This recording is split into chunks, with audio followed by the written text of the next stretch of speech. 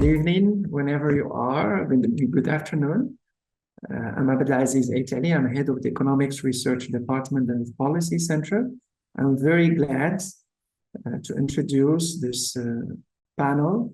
But first of all, let me thank our partners from the Global Cooperation Institutes for making this possible. Also, thanks our colleague from the Policy Center for facilitating the interaction and having this first panel that we hope are going to be a first step into a much more deepened cooperation with our partners. Also, thanks the audience for following us from all over the world.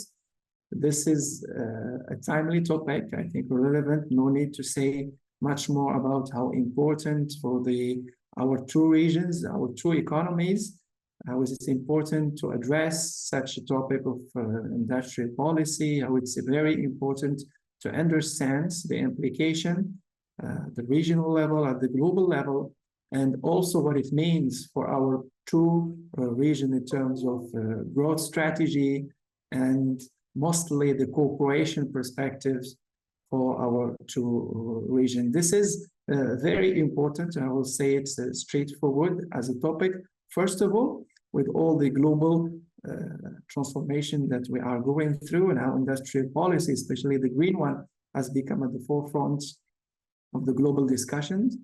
Second is that our two regions are facing tremendous economic challenges internally, and industrial policy, especially the green one, has been understood as one way to propel the economy and unleash all the economic potential of it. And third, which is also very important, is that the discussions and the dialogue between our two regions has been mainstreamed, has been institutionalized. And this is what we have observed this year with the March summit between the community of Latin America and the Caribbean and the African Union, which we think this is also a very important step forward in order to make sure that our two regions have a unified voice, have a common vision into the different challenges that we are facing globally. And as a think tank, this is one of our raison d'etre, I would say, in terms of fostering dialogue and fostering collaboration with Southern think tanks. And I think this is also one of the ways to raise awareness among our leaders, among our civil society, among all the different stakeholders, researchers, how important is it to collaborate, to think and to have our own views regarding the different challenges and the different strategies that we need to shape right now. As we know, the world is moving from one equilibrium to another. And as we focus much more on the challenges, I think there are also several opportunities to seize within this context in Africa, Latin America, and the Caribbean are well suited to really reap the benefits of these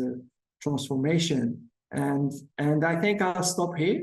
I'll hand it over to our colleagues from the Global Cooperation Institute, Ms. Alejandra and Andrea, to present the new paper which is going to tackle the cooperation paradigm between Africa and Latin America and in the Caribbean regarding the opportunities in terms of the green industrial policy. So, Andrea and Alejandra, the floor is yours. Thank you very much, Abdelaziz, and thank you all for joining us today. I'm Alejandra Meneses. I'm a Policy and Advocacy Officer at the Global Cooperation Institute, and I'm delighted to be presented alongside my colleague, Andrea Ordóñez. Together, we are the authors of the paper that you will be hearing about today, which is the Afri-LAC Opportunity on Green Industrial Policy, a joint agenda for cooperation.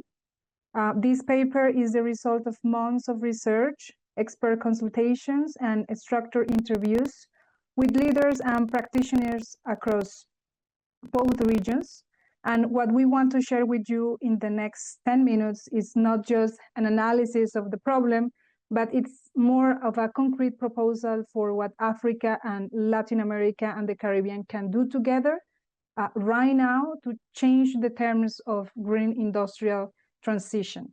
So let me, here in the first slide, you can scan the QR code of the publication. You will find it also in our website on the publications tab. Let me start with the context. Why are we talking about this issue right now? We are living through a moment of profound disruption of the global order, and we think that there are three dynamics that are converging in ways that make this conversation both urgent and strategic. First, we have been seeing that multilateralism is weakening, global fragmentation is narrowing the policy space available for governments of the global south, and it is in a moment where the transformation is most needed. The institutions and rules that shaped the previous era of development are no longer fit for the challenges of this one. But this disruption is also creating new openings. We are seeing the rise of new forms of cooperation, such as the coalition of the willing, issue-based alliance, and multilateralism, that are filling the gaps left by the weakened multilateral institutions. A compelling example is the first international conference on transitioning away from fossil fuels, which took place last week in Santa Marta, Colombia. That process brought together over 57 countries and a wide range of stakeholders to forge practical pathways toward a just energy transition. This is exactly the kind of practical space that Afri-LAC cooperation agenda can occupy. Second, we are seeing that protectionism is rising, and it's rising in the places that can most afford it. The United States Inflation Reduction Act and the EU Green Deal Industrial Plan have deployed massive industrial subsidies, local content requirements, and strategic procurements at scales. These are exactly the same tools that historically enabled industrialization in these countries, but they are far less available to countries in Africa and Latin America. They are constrained by trade rules, debt pressures, and conditionalities. And third, this is the critical point. We need to start the green industrial transformation. Africa and Latin America must industrialize or risk locking in extractive dependence for another generation and missing the structural change this moment makes possible.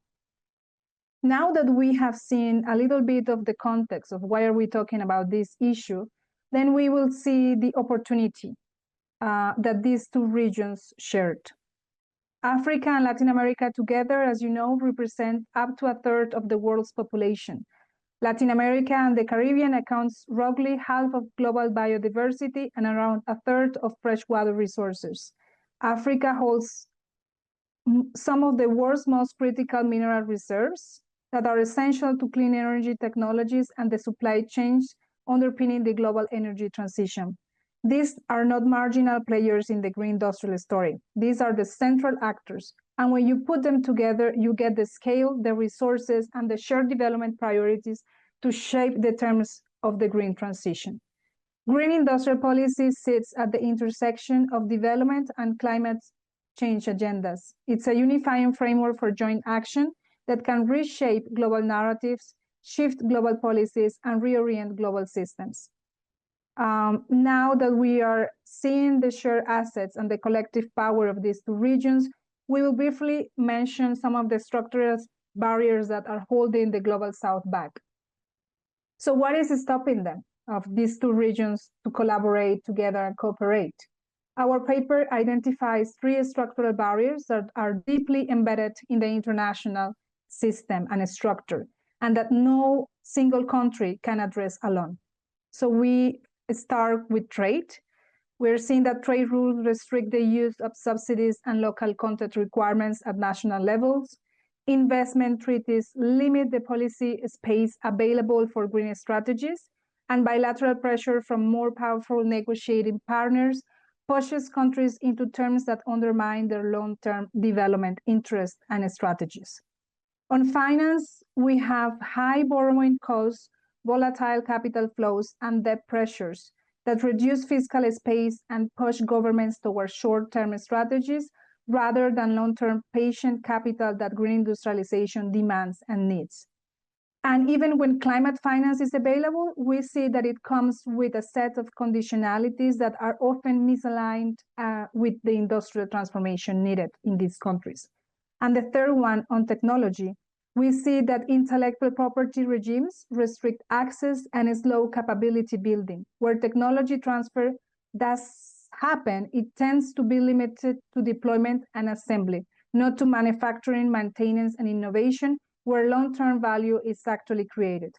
These three barriers reinforce each other, and together they push countries back toward the path of least resistance, continued dependence on extractive models, making it harder for these countries to convert green ambition into sustained industrial change. And this is why cooperation matters.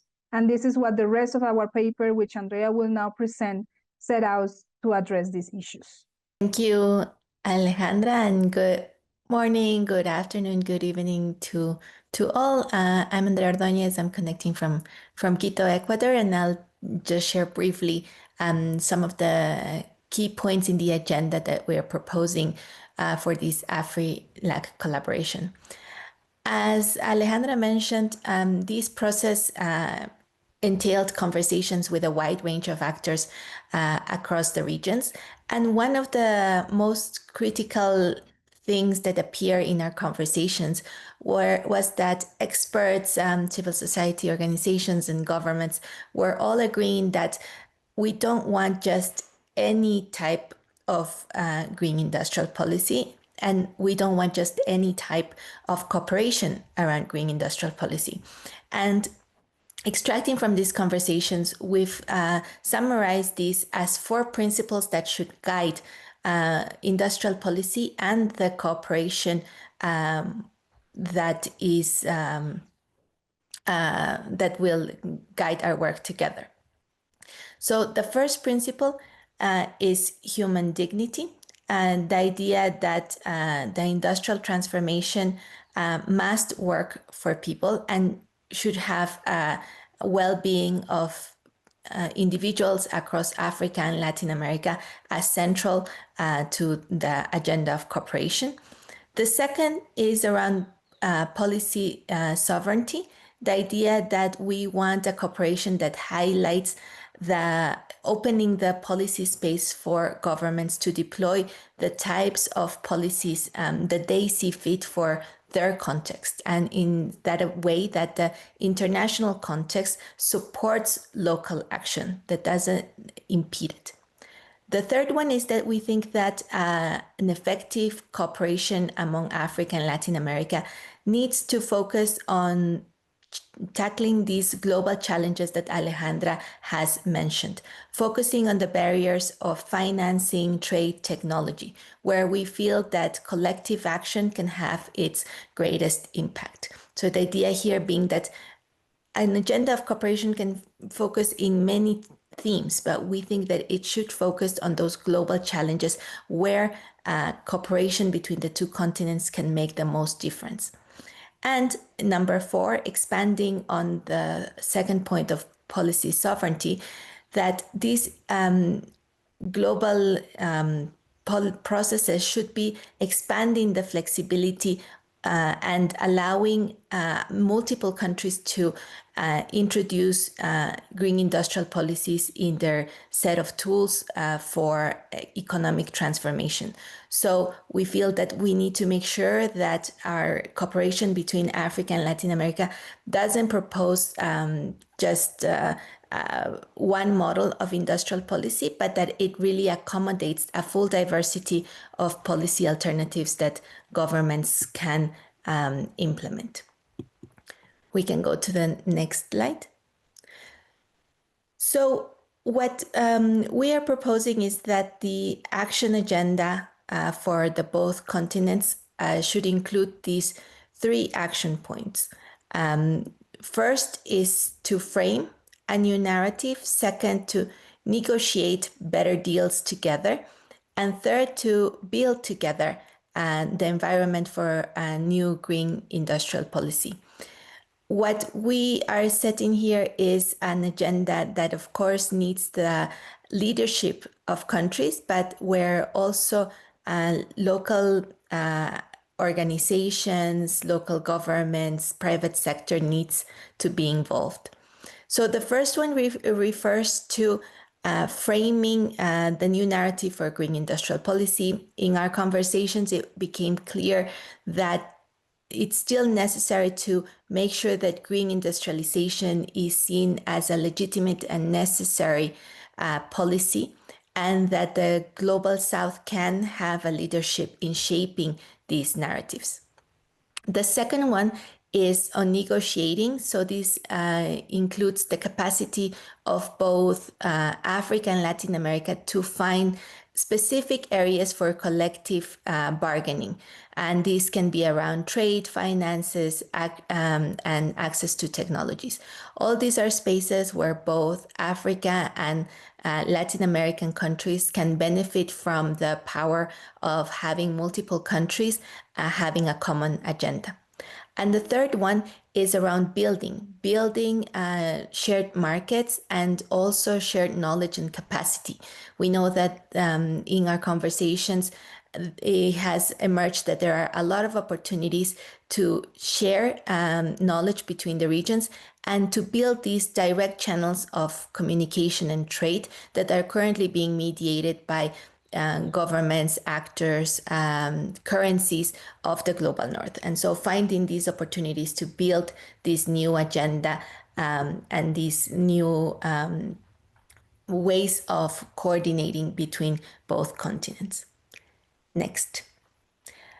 And how do we see this happening? Our idea with this paper was to set up a small framework, but that can really help us organize ourselves as multiple actors between Africa and Latin America that are seeking to capitalize in this opportunity of cooperation between both continents.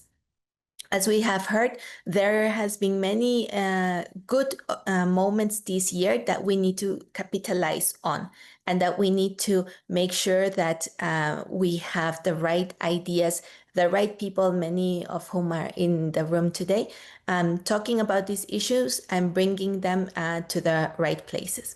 So how do we see this happening? We see first the importance by mid-year to strengthen the cooperation between CELAC and the Africa Union chairs to signal clearly their intent to continue working on this agenda of cooperation between both continents, and that green industrial policy will be a central ingredient for this cooperation between the continents. After that, the political agenda needs to be supported by the technical work, where think tanks and other research and civil society organizations can work together in mapping the right tools, in mapping the right opportunities for cooperation, and developing this further in support of this political moment. And we look forward to eventually having a formal CELAC African Union summit that we are supporting and pushing for, that would also in this first time would also adopt a joint Afri-LAC green industrial transformation agenda. So as you can see, this year has been critical, and the good thing is that we are starting with this webinar putting a set of actions in place that we hope will take us into next year with a stronger position by both continents. Next. So just to finalize, as we have seen in the presentation and we'll hear now in the conversation, both Africa and Latin America have the assets, the constituencies, and the shared interest to make a change. So we really need to take take advantage of this window of political opportunity and make sure that we're connecting better among research, civil society organizations, and so on between Africa and Latin America to make this stronger case and to put this agenda forward very explicitly next year. So thank you very much. And now we will move forward to the open panel. Thank you so much, Andrea and Alejandra, for that presentation. I'm assuming everyone can hear me okay. My name's Jonathan Glennie. I'm the Executive Director of the Global Cooperation Institute. Really pleased to be here. And we've got a really brilliant panel to discuss some of those issues that have been raised in that presentation. Let me see if I can actually see people. Gallery, maybe that will work. So I don't know if there's you, Bernice, you're on. Mauricio and Abdelaziz, yeah. Mauricio, I can't see you yet. But I'll introduce you anyway. Mauricio is the Vice Minister for Multilateral Affairs of Colombia. Welcome. You've already met Abdelaziz Aitali, who's the Head of Research and Economics at the Policy Center for the New South. And Bernice McLean is the Senior Program Officer for the Blue Economy at ALDA NEPAD, the African Union Development Agency, NEPAD. So it's brilliant to have you here. I'm going to take you through a few questions about the possibilities and opportunities for Africa and LAC cooperation, particularly in this context of green industrial policy.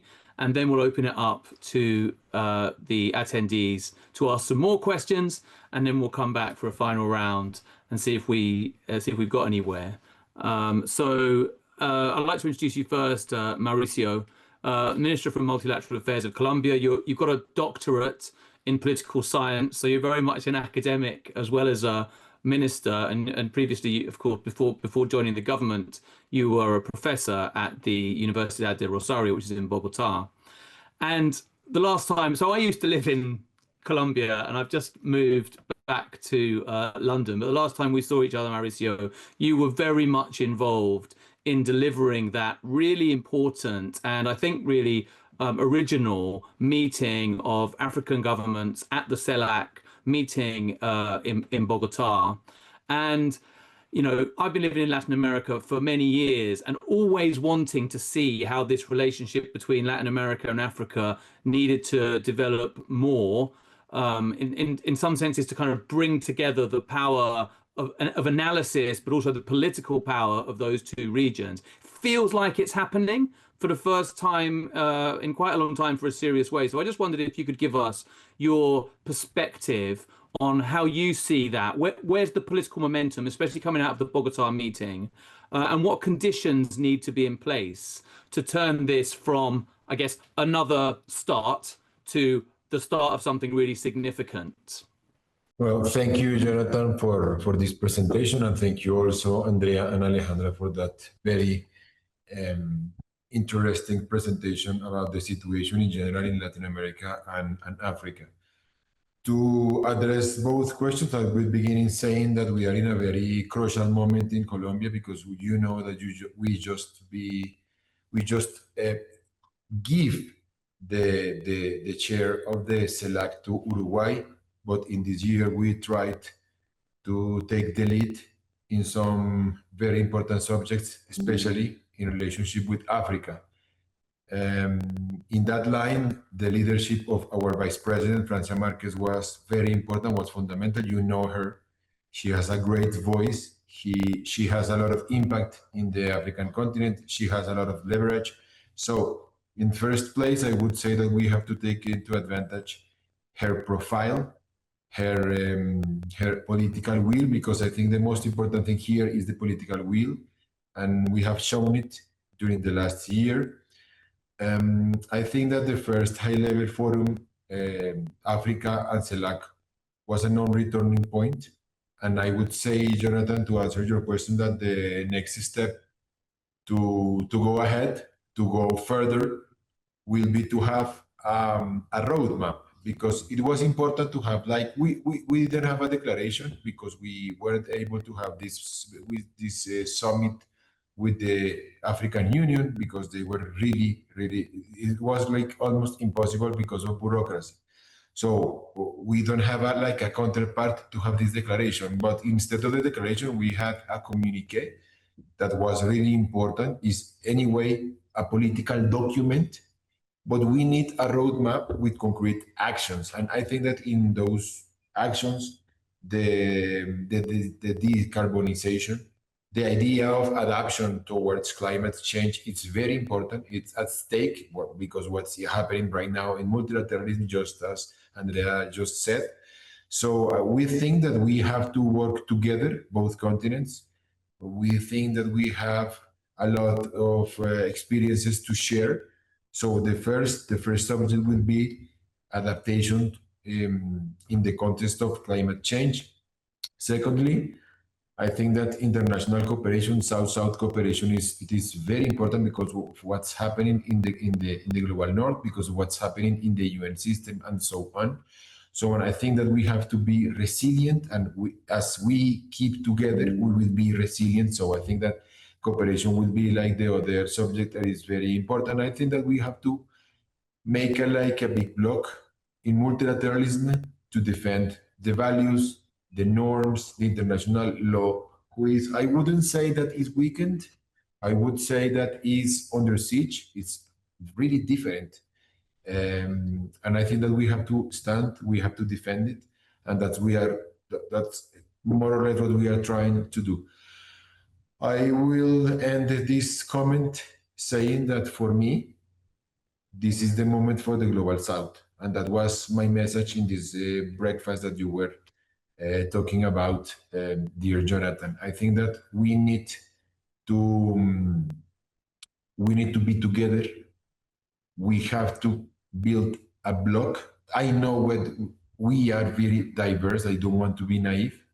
I know I have to recognize, I have to know, we have to acknowledge that we have a lot of diversity. We have a lot of different perspectives regarding, for example, drug policies, regarding, for example, human rights. But I think that we have a common ground, and that common ground is the defense of those values that we agreed after the Second World War, that are unfortunately under siege, that are at stake. So I think that we have like, we are constructing, we are building a pathway. This is a long journey. We have to be very patient. And the only way to protect that pathway, the only way to be sure that we could go further, that we could take the next step, as you said, is to get involved the civil society. It is important not to depend only on the states. We just have seen what is happening in the United States because we were so dependent on that country. Sometimes we are too dependent of a little group of states. So we cannot depend on the political cycles. We cannot depend on the election in just one country. So that is why important we have to involve think tanks, we have to involve civil society, business sector, trade unions. And as long as we will able to involve those actors, I think that our projects will be protected. That is why I think it is very important. It is very important that in the relationship between Latin America and the Caribbean and Africa, civil society has to play a very important role. This is not only about the states. The states, we have the resources, we have the voice, we have the leverage, of course, we have the visibility, but I think that we have to work together with them. So that's why I congratulate you for this initiative.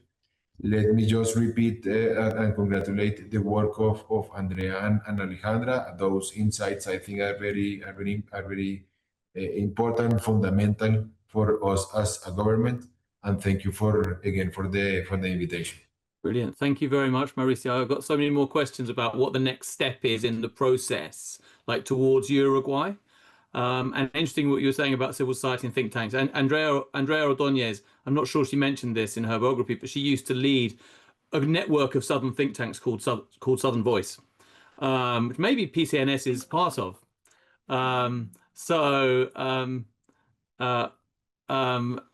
Absolutely 100% agree with you about that. In order to somehow get the sustainability of this process with the government's engagement, or when governments change. So let me come to you, Abdulaziz, the principal economist and head of research department at the Policy Centre for the New South, with whom we're pleased to be presenting this dialogue. You joined in 2015 after working at the Central Bank of Morocco, and you've engaged in the evaluation of industrial policy in the Moroccan context. And I guess the question I'd like to ask you is, like, you and many others have been working on green industrial policy, and indeed on green industrial policy for many years, right? And trying to find the way through and to enable countries to implement policies that are pushing green industrialization and enabling it. And in the last couple of years, less than 2 years, we've seen this turmoil in the in geopolitics. Maybe it was hard to have predicted. Maybe some people did. How is your work different now in this context? How are you shifting indeed the research priorities of your organization, trying to achieve green industrialization, but in this context? And in this context, how important is that relationship between Africa and Latin America? Thanks a lot for the introduction. Let me share with you the experience here at the Policy Center, how I've been trying to adapt to this global context to perfectly framed. One of the things that we have committed actually at the center is to adjust our research program. We have a triennial research program that we adapt following the global shifts, domestic shifts, because we define ourselves as a Moroccan, African, and Southern think tank. So this is very important to understand in terms of the perspective. And one of the goals, and here we align with Andrea and Alejandra in terms of participating to shape the narrative regarding all the challenges that we are facing and the way we should tackle them. And I think in the same way that His Excellency Mr. Mauricio will describes in terms of facing all the shifts. So within the center, one of the things that we have realized, which is very important in terms of the research, we tend to see industrial policy in the past as a very economic perspective and economic disciplines that requires economics to assess in terms of the impact, following the implementation, to engage with policymakers. But one of the things that we have noticed lately, this is very well known, that most of the people right now talking about industrial policy are not anymore economists. If you see at the global level, those are Minister of Foreign Affairs, those are prime ministers talking about industrial policy in the way that in some cases economists they do understand, because we are mostly driven by the optimality, by the efficiency. But this is not anymore the most important factor in the equation. Security dimension has been included, sovereignty dimension has been included, and this has been well underlined by Andrea and Alejandra in their way of thinking. So in terms of the research, the thing that has been found very, I think, relevant for our case is that we have combined our two perspectives. As the center, we have a pillar in charge of economics, we have another one in charge of international relations. But once we have combined the two disciplines to tackle the same topics, industrial policy, and I mean by industrial policy in the broad sense of the terms, including trade policy, energy, because all these stuffs, they're not anymore or exclusively economic topics, as I said, but international relation perspectives matters, and also given the experience of Morocco within this context. I think the fact that we've been connected in the past, and I'll share with you the Moroccan experience, which has inspired our way of seeing things. That in the past we used to be connected with Algeria, with having a gas pipeline, and then this gas pipeline has been stopped. So this kind of things that have been going through as a country has fostered the country and the think tank and all the institutions to include all the dimensions that it matters in terms of designing and implementing in industrial policy. And I think one of the things that we should also consider within this global context, one of the opportunities, because most of the people tend to focus mostly on the negative dimension, that this is actually a wake-up call for us to leverage in our potential, to do our homeworks, because this is something very important. Instead of blaming the global context, this is something that we should consider in order to tackle the different challenges that we are facing domestically. And one of the things, also the good things about this, is that the North, or the global North, has let down the global South. But I think the global South, and this is also has been well mentioned in the presentation, has all the potential to cooperate. Africa cannot do it by itself. Latin America has a long experience in integrating itself, in leveraging on the strengths of the region. This is something that we could learn from. But I think finding the right recipe in terms of leveraging on the strengths, on the comparative advantage of each region, to move forward in terms of integration, a comprehensive integration. This is something very important for us. So I think leveraging on the strengths, the comparative advantage, filling the gaps in terms of different topics or different weaknesses that as an African country we are facing. I think this should be one of the first steps, but also, as Selva says, Excellency, being very pragmatic, realistic.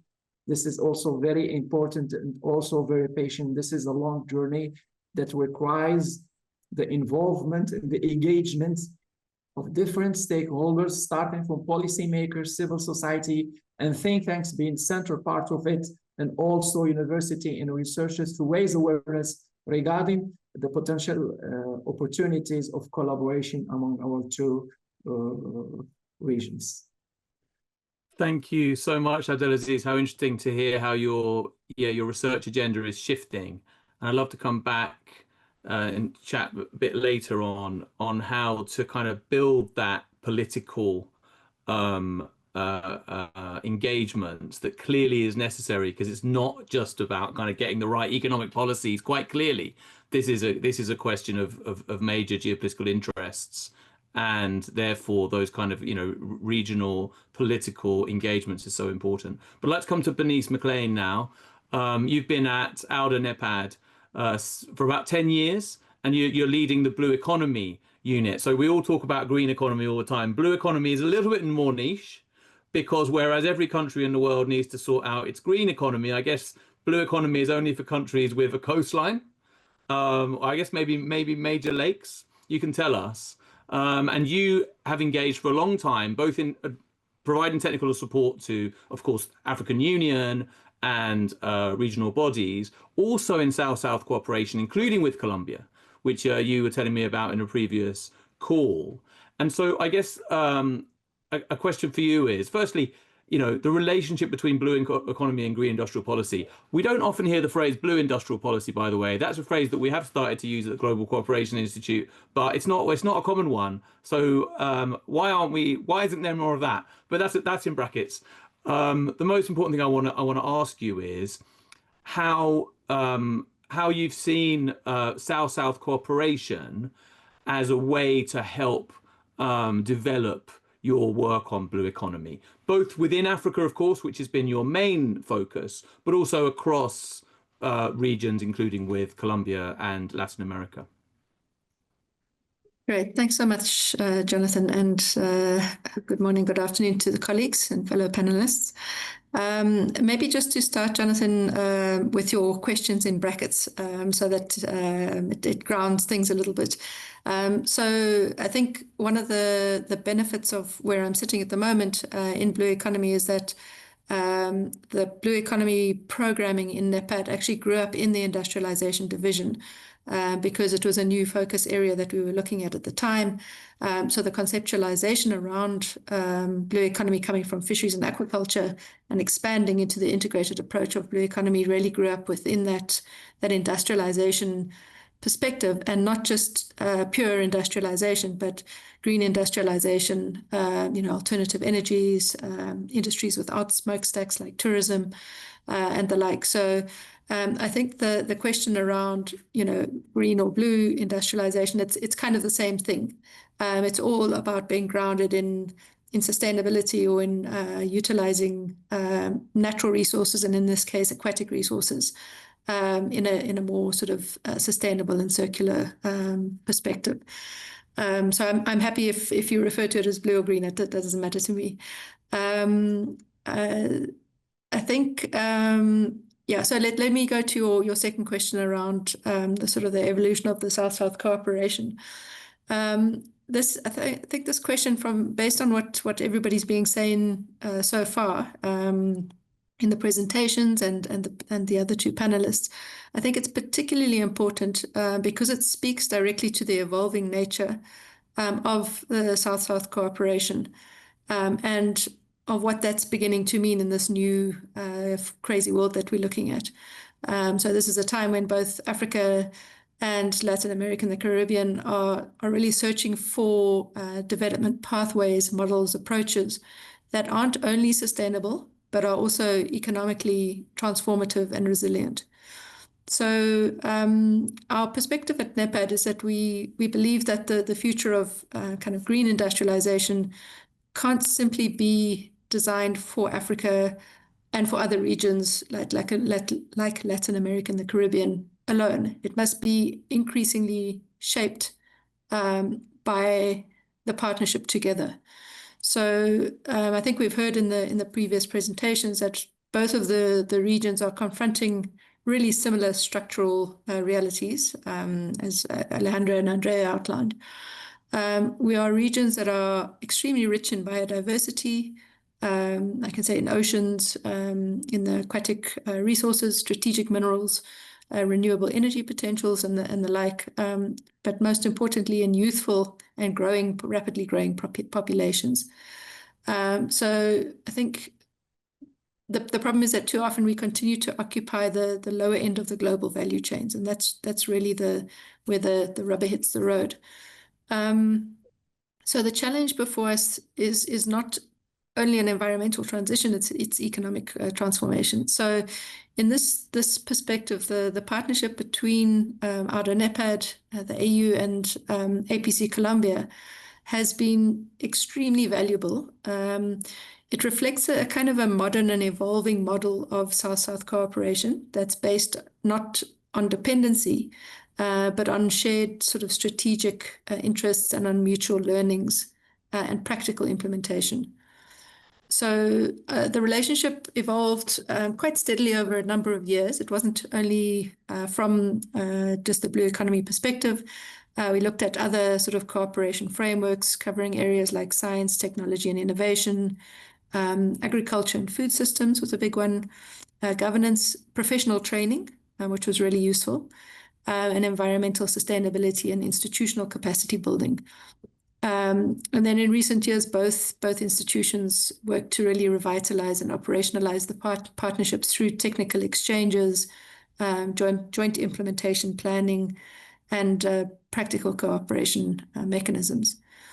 So I think from outer NEPAD side, Colombia has increasingly served as an important bridge into deeper Africa-South America cooperation.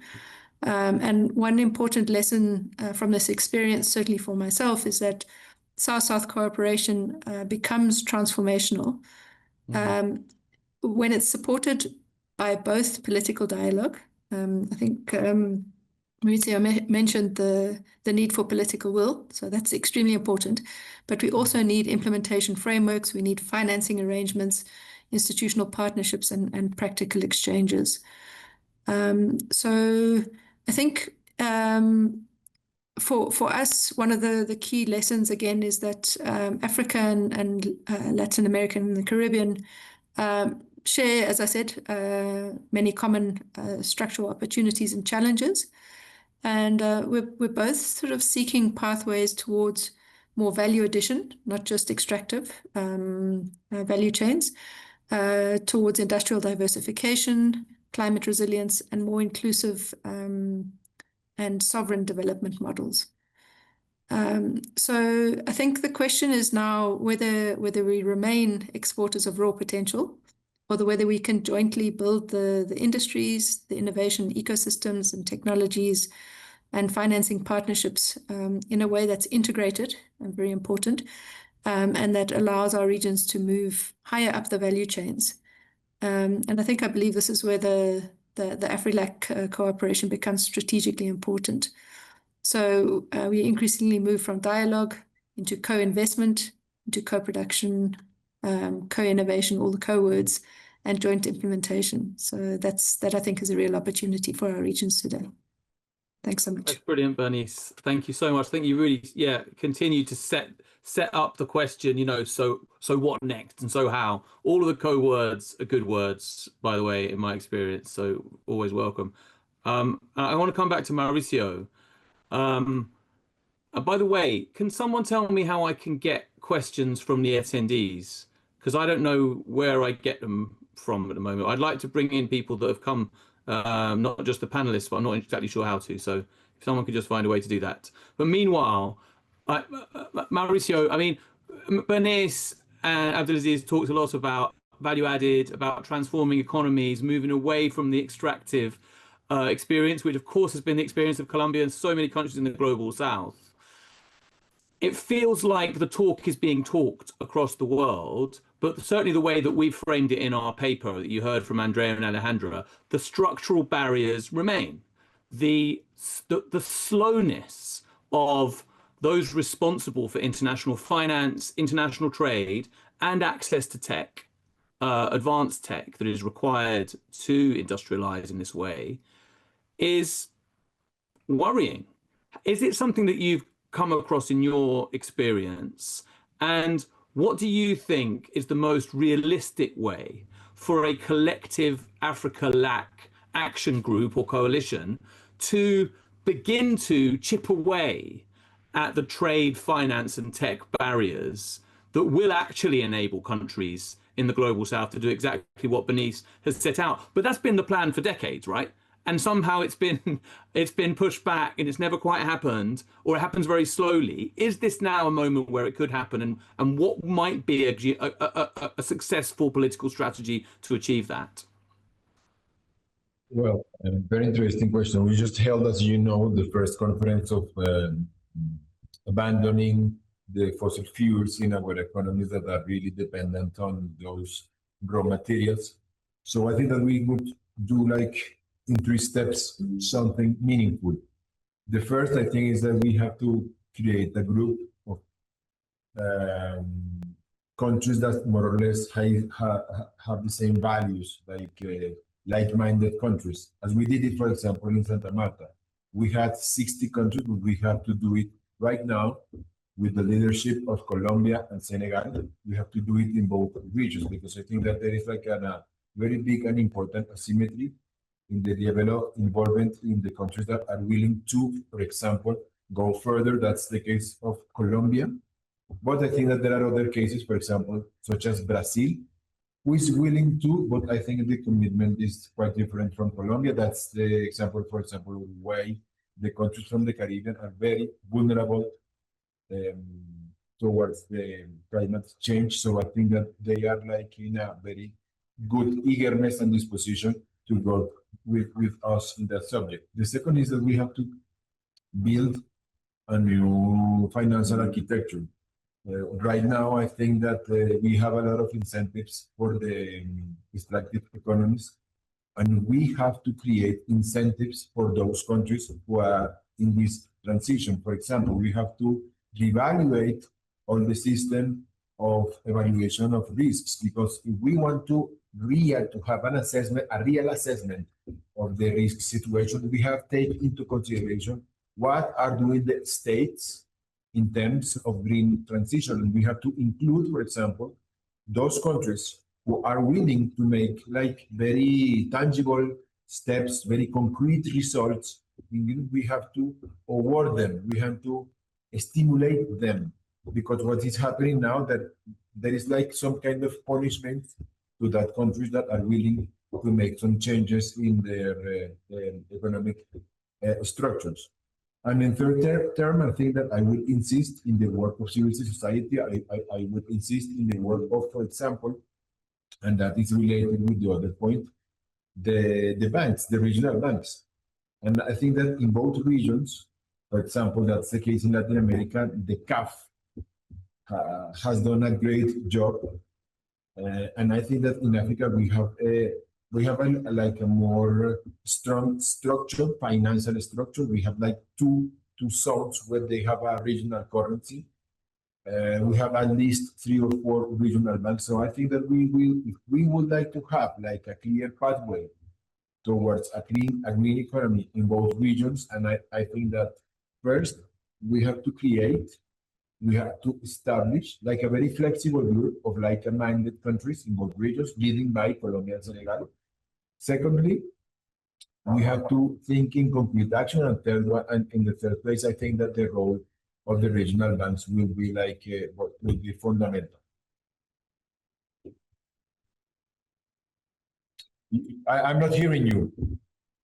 You have to open your microphone. Yeah. I was just saying thank you very much for those very specific proposals, and certainly at the Global Cooperation Institute, I'm sure at PCNS, we'll be wanting to kind of look for very specific action agendas over the next few months and towards hopefully the Uruguay meeting to see where we can start to get the ball rolling on this. So coming back to you, Abdelaziz, I'm very interested in this issue of interests.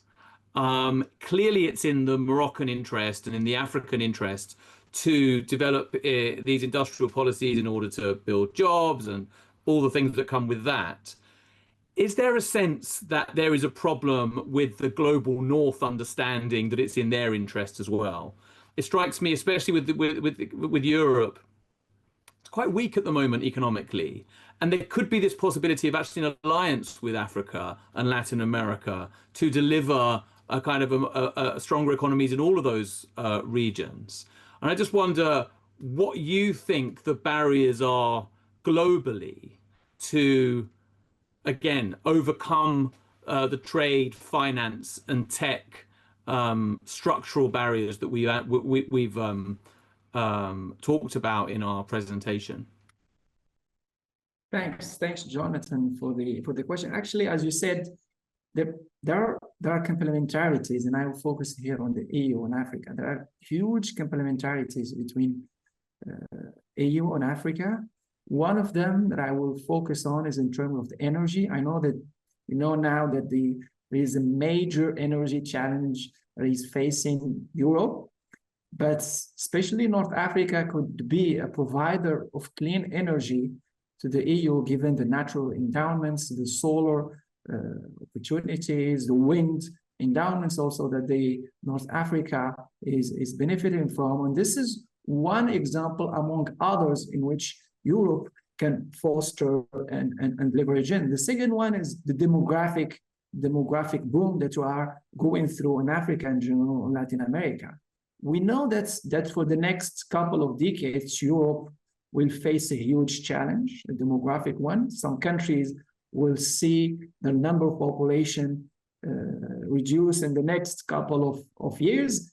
And I think this is also one of the opportunity for them to leverage on the demographic boom that we are going through Africa. But it's up to us to understand that if Europe leverage on this point, this could represent a major challenge, because right now the most important wealth of the continent is its youth. And this youth should serve mainly the interest of the continent rather than the rest of the world. But we could find a way, a pragmatic way, a realistic way to much more channel the migration and to find its proper way to make sure that both countries can take the benefits. And let me here focus on the industrial policy experience of Morocco and how it has been very beneficial, not only for the country, but also for Europe. For example, in the automotive sectors, Morocco has actually succeeded in terms of setting itself as one of the hubs in the continent. We are right now the 5th exporter of cars to the European Union. And this has been understood mainly as an investment of European investment that has benefited Morocco, created jobs, make sure that Morocco integrated the global value chain, but it has never been represented in a way that those companies operating in Europe have leverage actually on the platform, the Moroccan platform, and those companies has been facing huge competitive challenges, and without the fact of externalizing part of their production to Morocco and North Africa in general, I don't think that they would succeed in competing with other companies, especially Chinese companies in the sector. So we tend to see things as being a very asymmetrical operation, benefiting mainly to African countries. But actually, this is one of the operations where we see that there was a win-win operation, making sure that those companies benefit also from the competitive advantage of a country such as Morocco with all its platform and infrastructure platform, and being open to almost half of the global economy. Morocco has invested very much in its trade policy with having free trade agreements all over the world. The same thing also for other North African countries and Africa, which has set an objective of creating the most important markets globally. And this is one of the topics where we can leverage on the experience of Latin America, actually, in terms of creating a market such as the Mercosur and being so integrated at the scale of the region. So all these things makes, I would say, the balance of strengths moving away from the north to the south, but it's up to us to benefit from this kind of shifts. It's up to us, to Africa, which is doing quite well in terms of leveraging of the competition, global competition, in terms of accessing natural resources, especially critical minerals in the continent. One of the things that Africa is doing quite well, which is not quite well understood in Europe and also in the US, and how China has been very active in terms of proposing another new model of cooperation, which is completely different than Europe, a model which its advantage, but also with its disadvantage. But it's up to Africa, and I think the same thing stands for Latin America. It's up to us to understand and to find the right terms of those cooperation, and to make sure to serve the interest of Africa first, and then the interest of the North. That's a really, really useful overview. Thank you very much. And I think that you're absolutely right. The constraints and the challenges you've described do exist absolutely in Latin America, and the opportunities. And of course, the arrival of China on the scene is all sorts of challenges, but also all sorts of opportunities for both regions. I'm told that, Mauricio, you may now have to leave. You have ministerial duties. So I'm really grateful that you've managed to make the time, and I hope you'll continue to engage with us as in the think tank world as we seek to, I guess, enable and help you guys in politics to take this forward. Do you want to? I don't know. I'll bring you in, Bernice, but just in Mauricio, if you want to say some final words. Thank you very much, Jonathan. All of you. Thank again, Andrea and Alejandra, for that important presentation. Very inspiring. And I think that we have to keep in touch. You can count on me. I am on your team. Please consider me as your ally. So thank you very much for this space, and I hope to see you soon. Thank you. Have a good one. Thank you, Mauricio. Thanks for coming. So to bring you in, Bernice, we've actually had a couple of questions from the audience. So let me present one of them to you, if I may. And it's from Rita Jabu. The report speaks about policy sovereignty and expanding policy space. What specific international rules or institutions need to change if Africa and Latin America are to industrialize on fairer terms? And I guess, again, going back to those kind of constraints that we've talked about in terms of finance, trade, and access to tech, what are the, like, from your experience working on blue economy in the African context, what are the main barriers that you've seen to countries that wish to implement a certain set of policies but have been unable for whatever reason to do so? And are those changing in the new context? We've heard about green protectionism. Is that getting worse? Is it possibly opening up? And what about these kind of possibilities where, as Abdulaziz has implied, Africa's actually possibly more powerful now than it has been in the past in terms of insisting on particular ways of working that benefit the continent?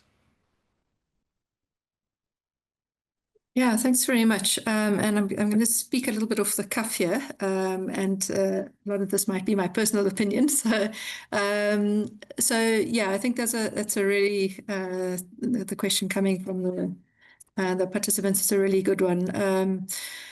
I think in terms of the biggest barriers, just in general, it applies to blue economy as well, but not exclusively, is really around financing.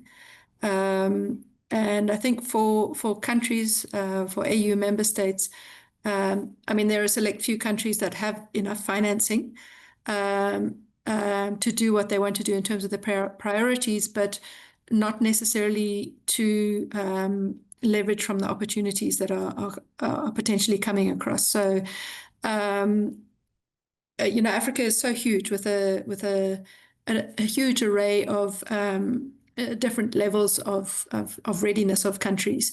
So we have, obviously the more wealthy countries that are industrializing faster and have let's say, the privilege of being able to select modes of industrialization and therefore green industrialization.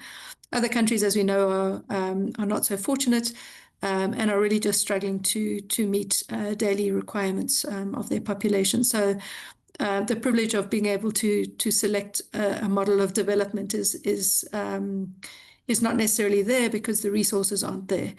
And I think that's where let's say the barriers of the North maybe come in, because we need to be able to respond in a way that's equal and be able to negotiate in a way that's equal in terms of our priorities and our aspirations, not just the needs.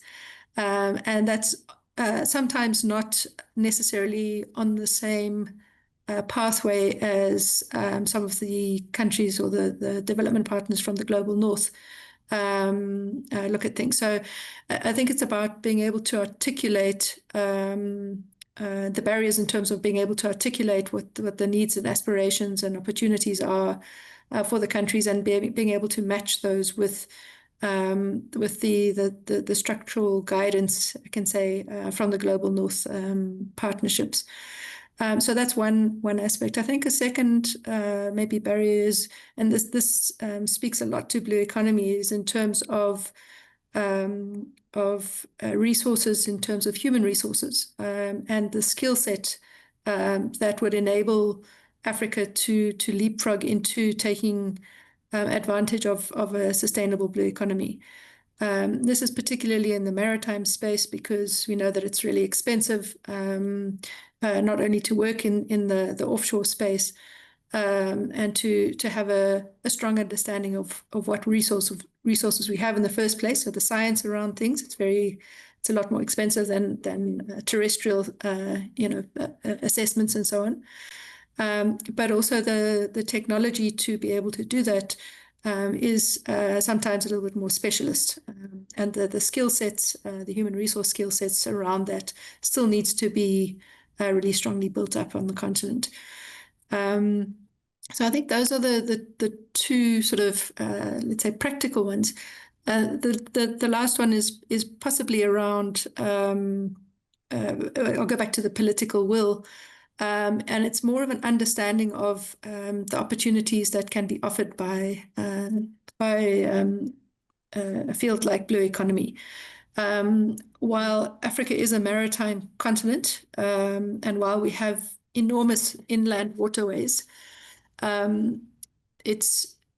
think we haven't really fully taken advantage of the sustainable development of our blue economies, because of almost the disconnect between humans as landlubbers and what opportunities are offered within the blue space.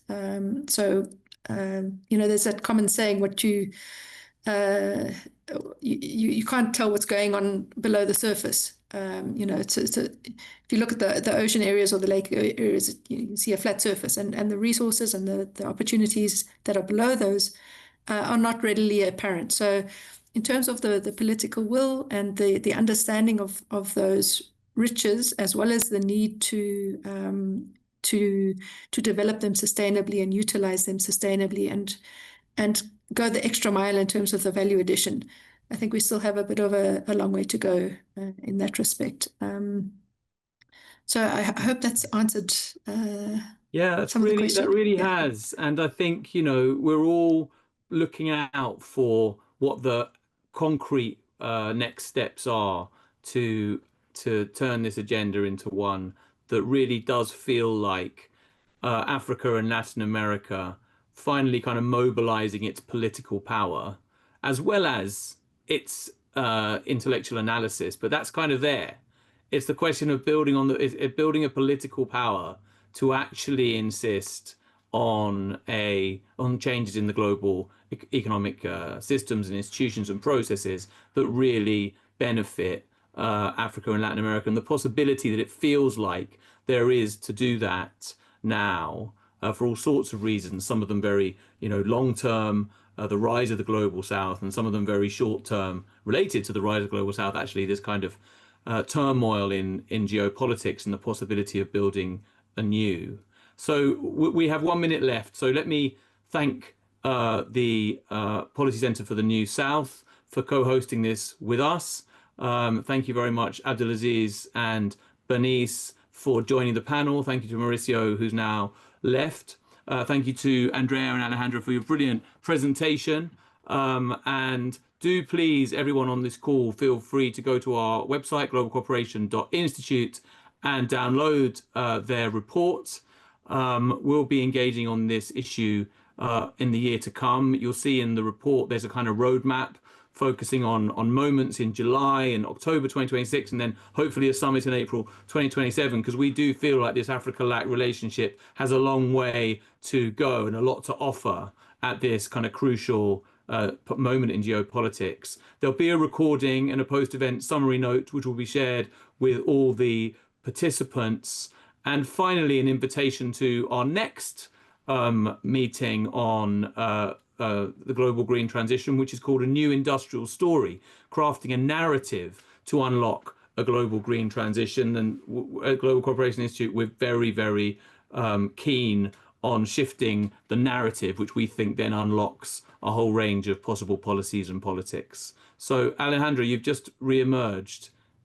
Is it because you want to say something? You've just disappeared. So I'm guessing that's a no. Okay, brilliant. Well, thank you again, everyone, for your interventions. Really brilliant to make these connections, and hope to see you again very soon.